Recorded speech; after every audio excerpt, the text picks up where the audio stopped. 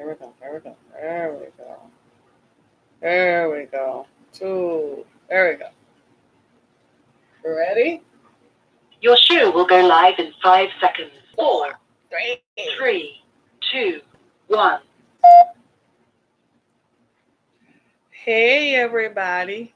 Hey, everybody. Good morning. Thank you for joining me. This is Harriet Kimmick with Down to Earth. It's the show in which we talk about the issues that matter. And it's Valentine's week, right? So everybody's getting ready for the big day on Friday when you all go broke, trying to impress people whom you probably don't usually impress.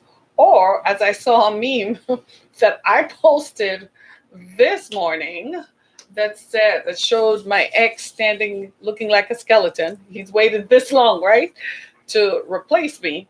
And he's standing at a window with blinds and he's looking through the blinds. And while he's waiting, he waited so long, he died waiting, looking for someone better than me. So, for those of you who probably will find yourselves alone, single this year, not alone, single, for Valentine's Day, I tell you what, it's going to be okay. You don't have to be with anyone you don't want to be with just because you don't want to feel alone. As a matter of fact, I'm here to empower you and tell you it's okay.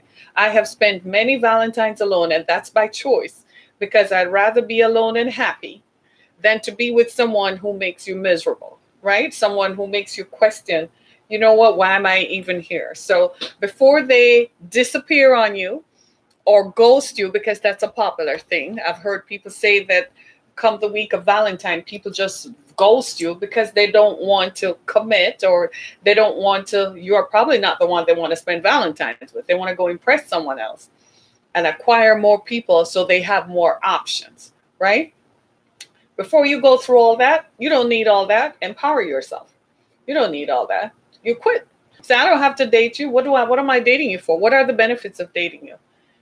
We're not going out on dates. We're not settling down. So what's the point? So if that is not the case, then what's the point? So you just say, forget it. Ladies and gentlemen, learn to love yourselves. When you start loving yourself more, your need to have someone else love you becomes less. You don't need someone else to love you, to validate you as a human being, or to make your sexual desires or your sexual places, your genitals feel empowered. No, you don't need that. Trust me, you don't. When you start loving yourself and you value yourself and you tell yourself, I don't need this psychopath and I don't need this behavior and I don't need this sociopathic behavior who will likely stalk me after I'm done dating. When you tell yourself you don't need that, then guess what? You are at empowerment and you find that guess what? You're happier because you no longer have to depend on anybody else's stimulus to stimulate you and empower you. And guess what else? You're going to live longer because you'll spend less time worrying. Won't have heart disease. You won't have stress, high blood pressure, and stresses because you spend so many years of your life wondering if he will come home. Is he going to call you? Is he going to show up? Guys and girls, it's true. It's true for all of us. So this, as Valentine's Day approach, don't just reach out to someone because you want to feel like you're part of something. I know it's painful to say goodbye, but look what you're saying goodbye to. You're saying goodbye to a feeling and an attachment that you have that the person may not necessarily have about you, right? So if that is you, if that describes you, be empowered. This Valentine's Day, if you feel like it, take yourself out to eat, all by your beautiful, handsome, lonesome self. And if you don't feel like that, pick it up and go home, turn on Netflix, pour yourself a glass of wine, have some chocolate, and sit down and laugh at the rest of us who are having hookups that you're going to regret on Saturday morning because then they ghost you after Friday, right? And all the heartache that comes the day after and the days after, right? You don't need that. We don't need that. Nobody needs that negativity, right? And if you are lucky enough to have your Valentine feel the same way about you, then my thing is go out and live your life and love and be loved, right? So if you're lucky enough to have someone who loves you, then for the love of God, go out there and love, right? But as for me, oh, well, you already know I'll be celebrating. I'm going to eat. and I'm going to laugh and I'm going to live and live some more. Right? Right. And I'm confident that I am loved because I love me. Right? So I just thought I'd just stop by and just tell you that as we go into our show today. As you know, Down to Earth is the show that talks about the issues that matter. And we're doing a follow up on a story we did last fall on homelessness among school children.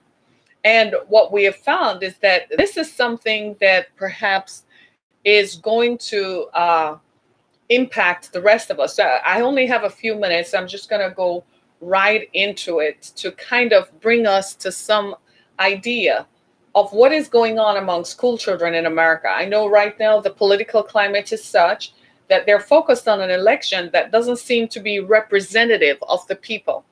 The people are hurting. People are without jobs. There have been natural disasters in some states that have compromised students' ability to live somewhere. Parents are unemployed because factories shut down. And so parents don't have a job. They can't pay any rent. Jobs disappeared. Or the common thing nowadays is they give you a temporary job for 20 hours, right? So out of which you can't make enough to pay rent, right? So while politicians are busy focused on billions of dollars, can you imagine to someone who is homeless how out of touch that must sound? They don't have it. Right now, there are school children who don't know where they will sleep tonight. There are school children who don't know where they're going to be. And yet you hear politicians talking about how many billions of dollars they're spending on a political campaign, and then they drop out of the race. So you're like, you wasted all that money when you could have donated it to a homeless shelter that is providing services to homeless school children, or you could create programs that provide affordable housing in communities. Can you just imagine to people how that must sound? So I want to put this in perspective for you, because last fall when I examined this, I kid you not, I think it was like in October, it gave me the willies. Like, it made me very, very uncomfortable.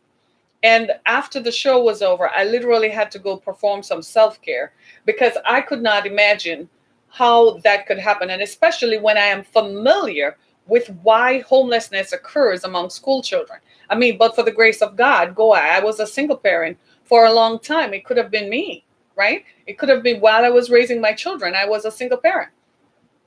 It could have been me. So I was very uncomfortable with it. And I must profess that. And so when my producer found this report and said, we need to do a follow up on the story, I was like, are you kidding me? And I was like, why should we do a follow up? We just did this in October. Nothing could have changed. To my surprise, it changed. So let me read you some statistics. And this is coming from the National Center for Homelessness in Education. And they are an agency that is funded by the U.S. Department of Education.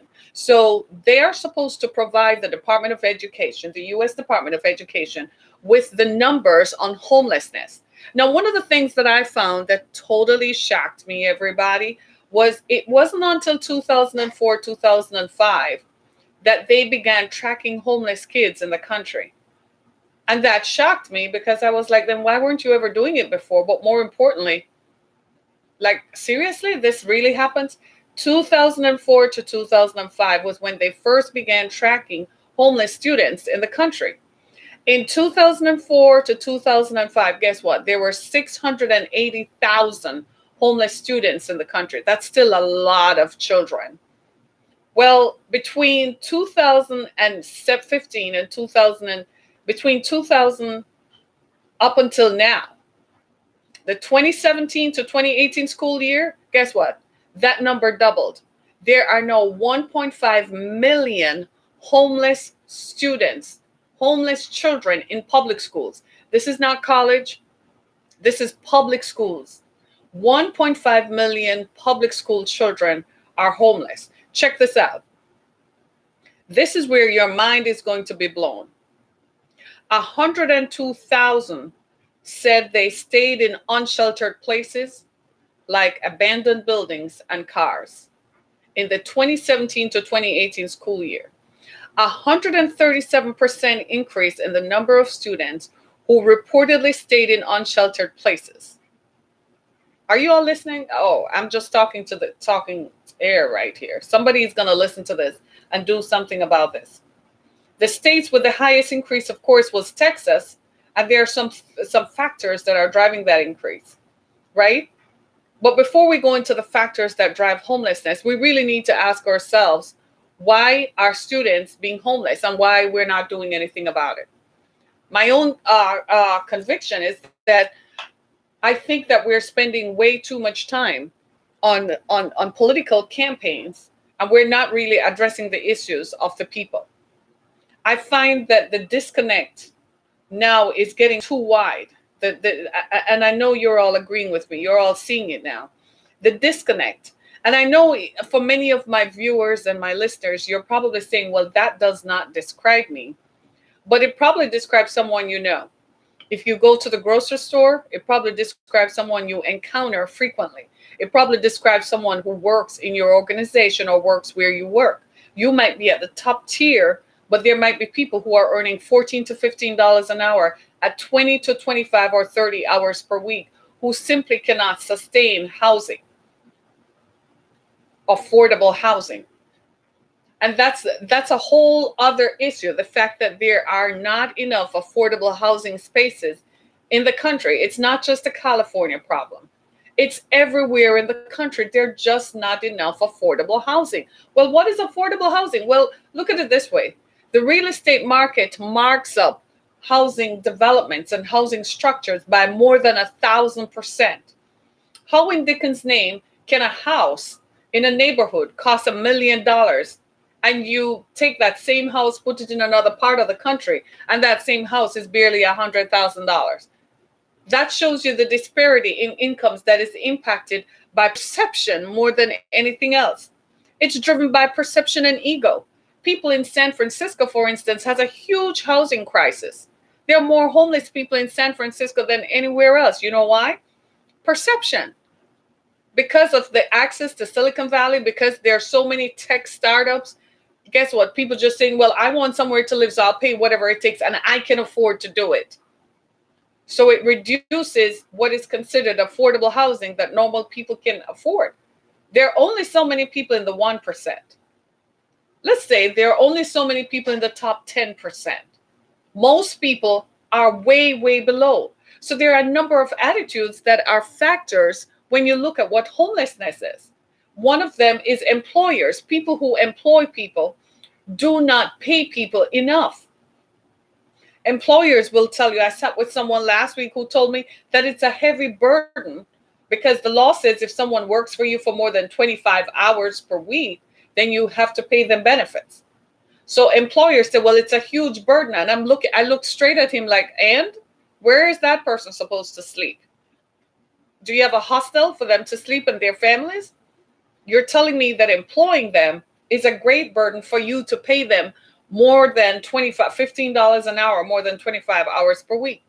That is one of the driving factors that drives homelessness. Of course, there's the issue of affordable housing where the cost of a house is exponential in terms of its real value. Like you look at some of these places and you're like, seriously?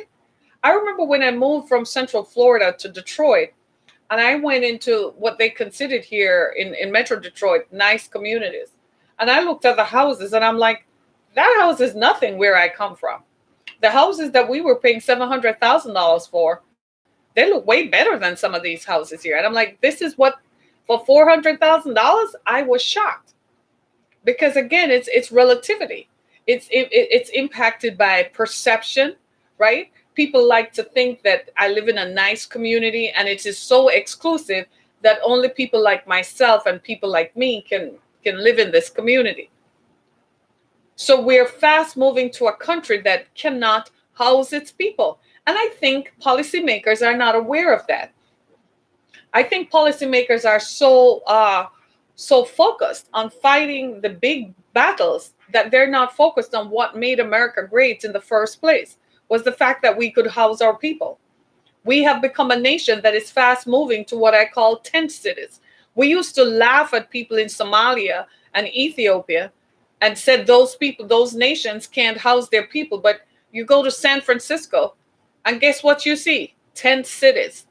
You go into some parts of Texas, and what are you seeing? People living on the bridges, people living in cardboard boxes. Yet we were busy laughing at other countries for not being able to house their people because policymakers stopped looking at the big picture, right? They stopped looking at what really mattered, right? Isn't that the truth, though? Isn't that true? Yeah, one of my viewers here is responding to me. Isn't that true? Yeah, we stopped looking. The people who initiate and make a public policy, they stopped looking at what matters. And once they stopped paying attention to legislation that would impact. They also took more bribes. So some guy walks up into city council and says, I'm going to build houses over here. So he starts buying out people to obtain permits to build houses that nobody can afford. So pretty soon people are driven out of their homes. How else can we explain that in the 2017 to 2018 school year, the previous year that they examined was 2014, 2015 into 2016. In the 2017 to 2018 school year, there was a 137% increase in students who said they slept in unsheltered spaces like abandoned buildings and cars. And we're not concerned about that, but we're busy pointing fingers at other nations saying that they can't house their people, but we're not housing ours. We need to look at some of our economic policies that is driving factories to close. What are the reasons that are driving this? Let me give you a couple. One is opioid and methamphetamine addiction.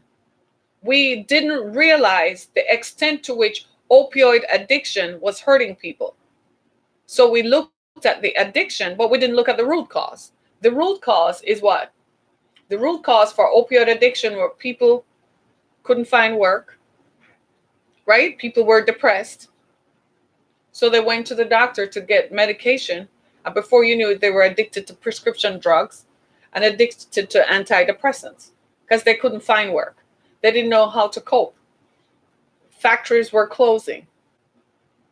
In the Rust Belt here in the Midwest, gone. Factories closed. In one small town, Walmart is closing. They said when Walmart leaves that town, the town will be dead. A town of 20,000 people will be dead. Right? Factories closed. Jobs are lost. Do you realize that when someone loses their job, you're firing a human being who is a mother or a father who has a family whom they take care of? And when they don't have a job, they can't pay rent. Hello. There are other factors that drive this as well. Weather catastrophes and home fires. Weather catastrophes, especially in Texas and Florida, where there were some severe storms that literally wiped out people's way of living. Not only did they lose their home, but they also lost their jobs because there was nowhere for the company to keep going. Then there was nothing to replace their home. Affordable housing is gone. Anybody pays home insurance lately? Home insurance rates are astronomical. Wow.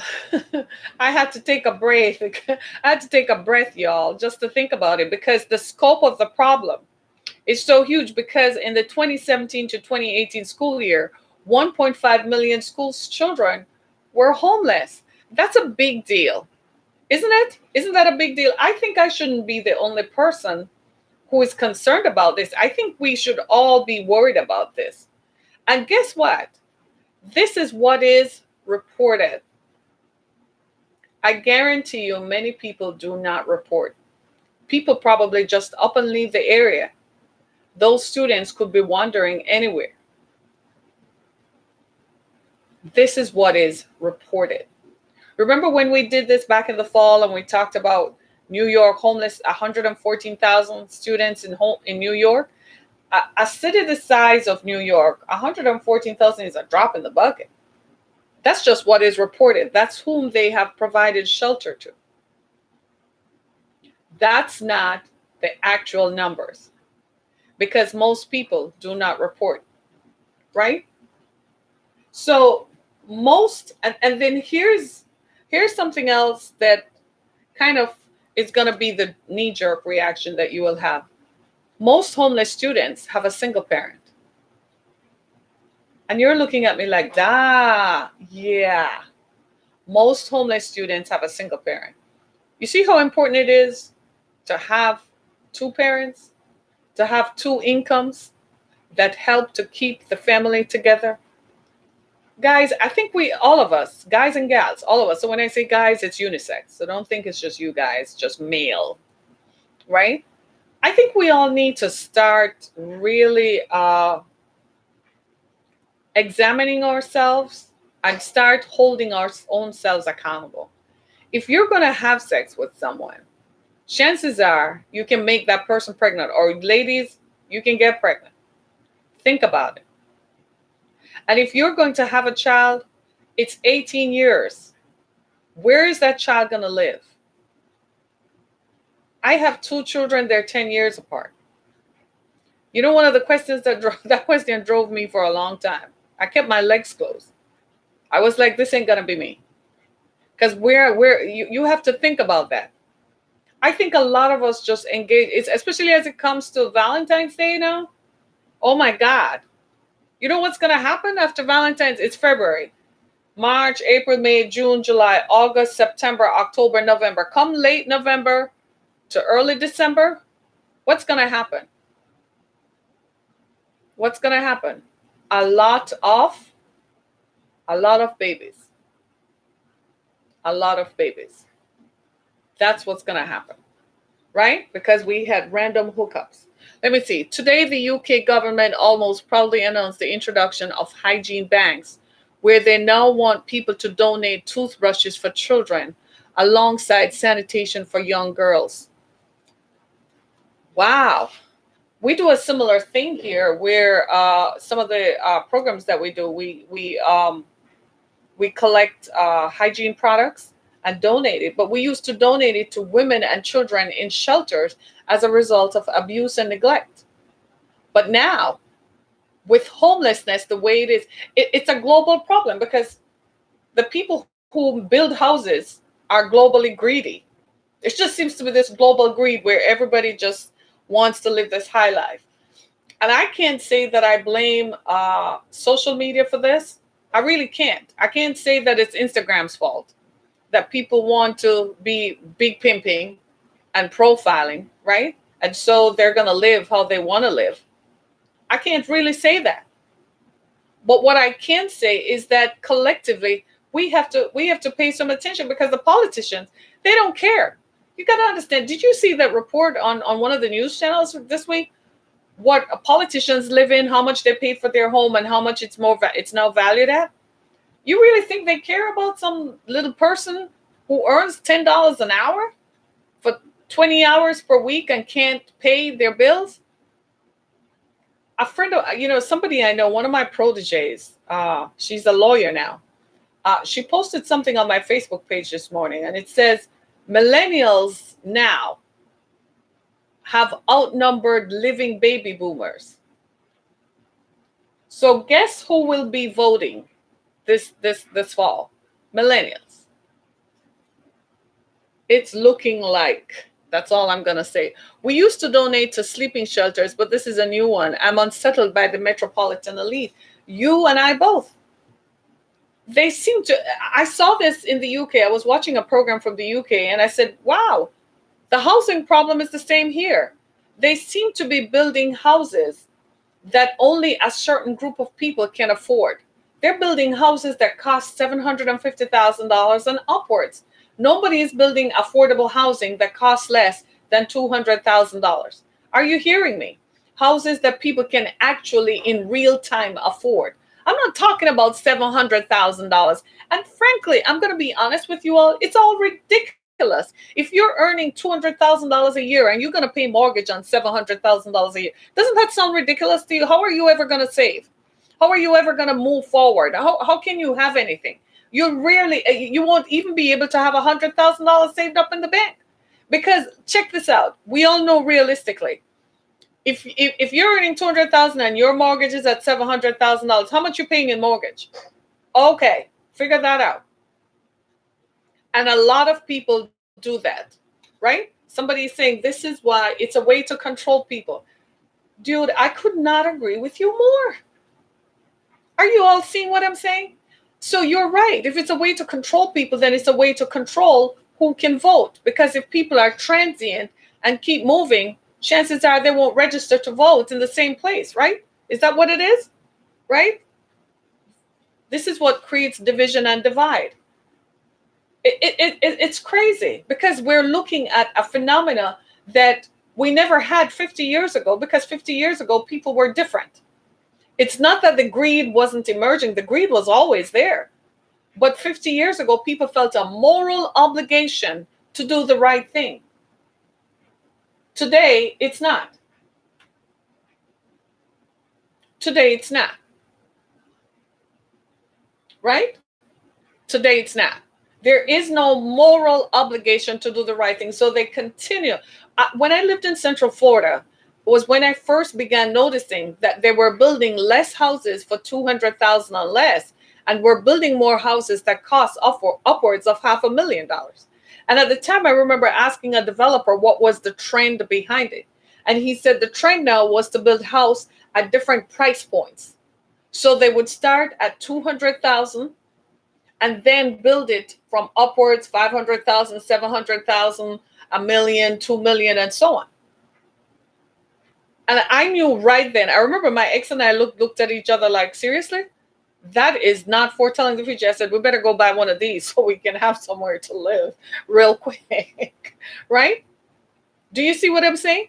And this was 18 years ago. It's worse now.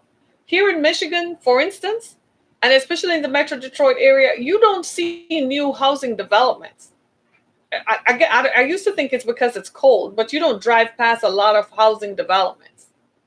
There's a community called Brighton on 96 going west towards the state capital of Lansing. And there might be some new developments there, but those houses, they're 18 years old. So they're not constantly building new developments. A lot of that speaks to why the economy. When the auto industry tanked, everything tanked with it. It's returned, but it's not the way that it was because things have changed. Right now, General Motors is going to build a factory that makes electric cars here in Metro Detroit. That just goes to show you how the market has changed.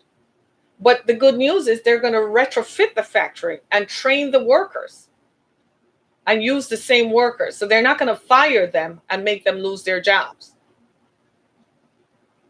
Right? And they did that because they were given an incentive by the mayor of the city to stay in the city. Because if people have jobs, then people are most likely to hold on to what they have, right? Most likely to hold on to communities that support that. It's just like in a factory town. If the factory is closed, the whole town dies because the factory worker drinks coffee, goes shopping, takes their car in for repairs. They shop, buy stuff at the mom and pop store, buy stuff everywhere. So the money keeps circulating in the local economy.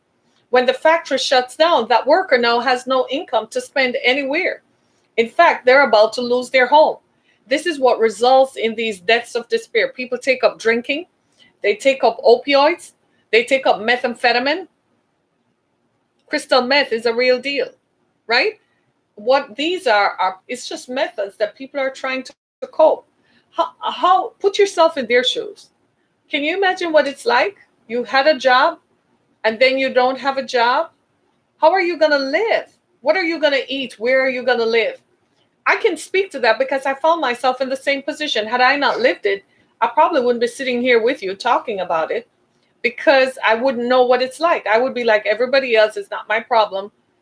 I'm ambivalent about it. Oh, well, it sucks to be them. Keep scrolling through my social media. But they had to stop me so I could focus on it. And when I began looking at it, I recognized that we got to do something about it to change it. Right? Redundancy is a bigger word than just losing your job. Wow. Redundancy. When they make you redundant. Well, making you redundant suggests that you as a person no longer have value. So people fall into depression. Are you saying that I no longer have value? And people calculate what it means to be jobless. You know, I've said this before. My daughter is trained as a lawyer, right? And she went to work for a law firm in St. Clair Shores, Michigan, who are as racist as you can be. And I forgot to mention to her that no matter what they tell you, when it comes close to the 90-day mark, they're going to not have you because the health insurance kicks in if you work more than 25 hours per week. So when it finally happened and they let her go, she fell into despair because she said, finally, I'm an adult. I know what it means to not have a job. She said, luckily, I live at home with mom, me. But she said, Mom, what would I do if I didn't have you? Where would I live? What would have happened? We had to double up like everything else, help with a car note. You know how that is, help with the cell phone bill, everything, food and everything else. But she kept saying, what if I didn't have you? And I think that thinking drove her more than anything else. And that's when she sat down and she said, oh my God, I would have sunk into despair, taken to drink or to drugs. And she said, this, Mom, is what you've been saying for a long time. This is how close it gets. And look at her. She says, look at me, I have an advanced degree. She has a law degree. And all of you are nodding your heads vehemently because you're like, dang, I need to be grateful for the job that you have, that it provides, and save your money. You see this Valentine's Day? Valentine's is every day. Tell the person you love, I love you, buy them a $10 bouquet and say, this is how much I love you. I love you so much, we're saving for our future. I love you so much, I pay extra on the mortgage to pay it off. I love you so much, I'm not buying a new car because it's a waste of money. I love you so much, I'd rather have the money in the bank to take care of us. And then you sit down and you live happily ever after. Treat her like a queen, but don't waste the money. Some of us, you need to take out loans on your credit cards and go invest. You ever thought of that? So you have a credit limit of $50,000 and you look at it and you have 30,000 left and you're like, that is for a rainy day. Do you take that money and go buy some stocks, some tech stocks, and put it away and have a portfolio so that in 15 years you can reap something? That same $30,000, you can turn that into $300,000. Do you see what I'm saying? I'm just saying that in order for all of us to avoid certain things, because it seems to me the older I get is the more I recognize that things do happen that you didn't plan for. Things do happen. Some of these families who ended up being homeless, nobody ever thought this would happen to them. This is why I don't like paying rent. I think after 25, you should stop paying rent. You should find somewhere that you can afford to buy a house. Because paying rent is simply like, well, it's a sliding scale. And what happens to a lot of millennials today is that they're saying, I can't even save up enough money to make a down payment on a house. That is very true. That is true. They can't save up enough money to make a down payment on a house. My daughter asked me the same question. I said, well, live at home for as long as you can and to save your money so that within a year or two, you have some money to go make the down payment on a house. Or I'm probably going to have to take out a loan, give you one of the properties I have, so you go use it as collateral. She was rolling. But these are real-time issues. I said, the only good news is that you're a lawyer, so you will always be earning more. You see what I mean? So eventually, you will never be in a space where you ever have to worry about being homeless or your children being homeless. That's what I told her. My youngest daughter was just sitting there and all she said was Generation Z and 2020. That's all she said. That's all she said, right? We've got to turn this around and see a reversal. We've got to start asking people to hold them accountable. And the city council in our cities, not just here, the city councils in our cities, the city council members, they're not helping. They're fat cats themselves. All they're looking at is, this ain't going to happen to me. I keep being elected every year. I earn 6 figures, and this is not my problem. This is for those people. This is not my issue. And as long as we all continue to think like that, guess what? we're going to have issues. This is an issue. The biggest issue that we're facing is what is called affordable housing. That is what is driving this homelessness. People can't afford to live anywhere. People can't afford to buy a house or to live somewhere that is affordable. Why are you paying $950 a month in rent?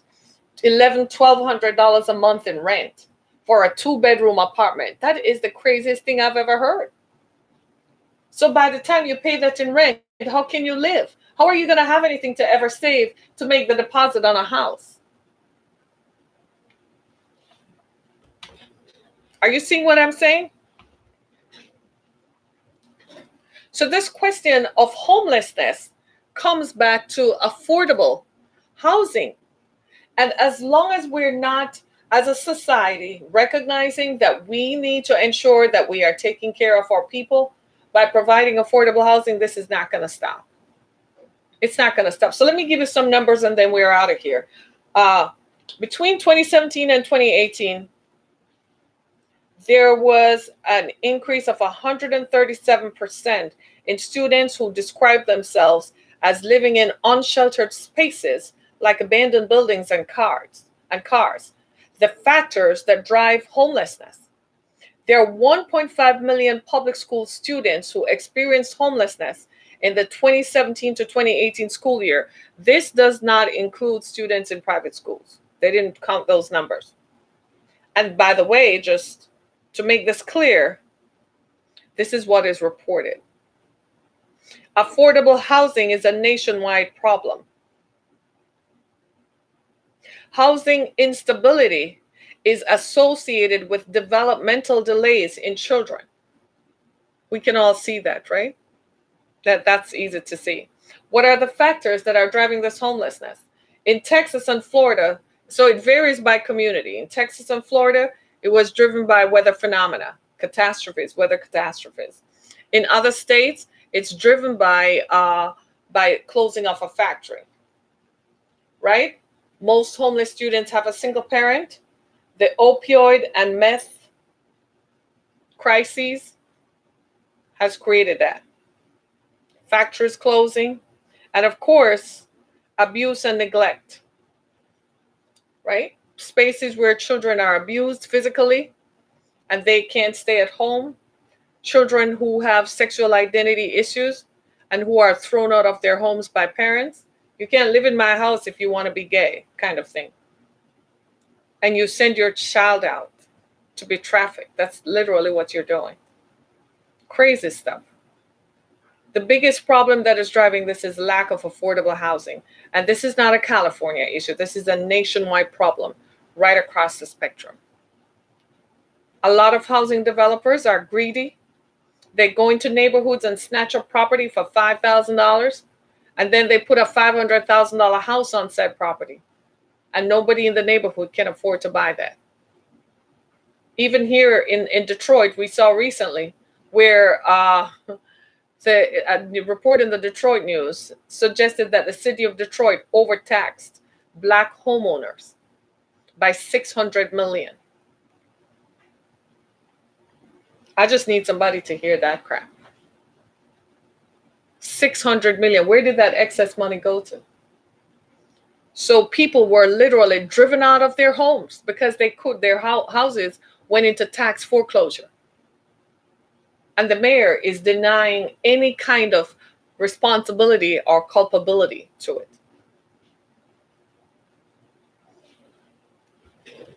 I am just saying, ladies and gentlemen, we got a problem. Students who are in school should not be homeless. And that is driven by factors like people don't want to pay people to work. They want the job done, but they would rather hire someone every 90 days than keep someone longer than 90 days. Because if they keep them longer than 90 days, they're going to have to pay health insurance. Employers don't want to do that. They want to collect money so everybody can be a billionaire and be on the cover of Forbes magazine. And be on Instagram calling themselves the next billionaire. We've become so morally decentered and so morally corrupt that we don't even know ourselves anymore. We don't care for others. We're not philanthropic. We don't look for the good in others or try to do as much good with what we have. We're rich, but we like to see others poor. We think that in their poverty, we will continue to be rich. We like to look at people and condemn people for how they live, not recognizing that we had a hand in it, either through public policy or through our own private corporate policies. We don't want to pay people a living wage because we want to make more money so we can go circulate with other billionaires and have big rich men laugh and drink at the expense of other human beings. We used to laugh at people in other countries and say, ha ha ha, look at how they live, not realizing that we, by our greed, have created the same problem in our own cities that have now become tent cities. We have a problem. We have a problem, right? And the problem is affordable housing that has to be addressed in two ways: by public policy, from the public policy from politicians, right? And the second thing is greed from corporate raiders who like to sit down and count all the zeros in their bank accounts. My name is Harriet Kimmick. This has been Down to Earth. Thank you so much for joining. I encourage you to go on my website, harrietkimmick.com, as well as view my previous podcasts on Spotify, Apple Podcasts, iHeartRadio, and Google Podcasts, or wherever your favorite podcast platform is. I encourage you and ask you a favor to share this podcast with others so that others can know that this is a national problem and that we need to address it. As the election year comes closer, as people start ramping up, these are the issues that we want folks to pay attention to. I want to thank you so much for being part of my experience today. It's almost Valentine's, but I posted a meme that showed my ex standing at a window looking to find someone to replace me whom he thought was better than me, but he waited so long. He actually died and became a skeleton. So I just want to leave you with something to laugh about that. That just might be your story, but if your story is filled with love, more power to you. Spread love and share love with the people who love you. Thank you so much, everybody. Be blessed. Thank you so much for being a part of my show this morning. Be blessed, everybody.